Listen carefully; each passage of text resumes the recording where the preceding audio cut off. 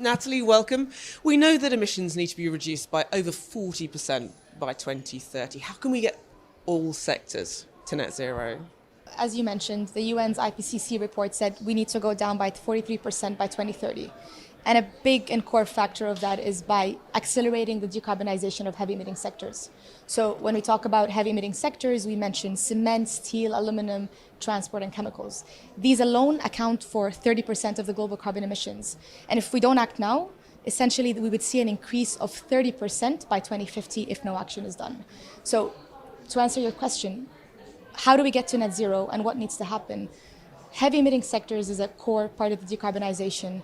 We understand the pathways, we know the solutions that need to get to net zero, but we need to move away from promises and into action, and especially at COP28 and moving forward. Talk to me about the Industrial Transition Accelerator. What's that? Very exciting initiative launched at COP28, and essentially the Industrial Transition Accelerator is a cross-sectoral initiative that aims to accelerate decarbonization of heavy emitting sectors. So 3 buckets: energy, heavy industry, and transport.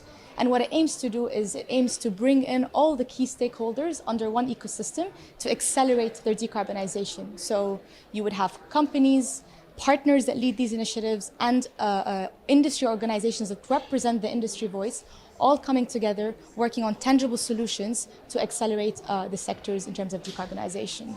You spoke about action. How do we go from ambition to action? What needs to happen next? On ITA specifically, we are not reinventing the wheel when we talk about ITA or what we've heard, at least regarding the next steps. It's about how do we leverage existing initiatives and work to activate decarbonization. So as you move into action, the Industrial Transition Accelerator essentially aims to define key cross-sectoral work streams that will tackle enablers that will support the decarbonization. So green demand, policy, scaling up decarb solutions, and many others that will help accelerate these sectors when it comes to decarbonization. And within ITA, the next step is to define these work streams, define the action plan, and support the companies to decarbonize and get to tangible results by 2030. Natalie, thanks so much. Thank you.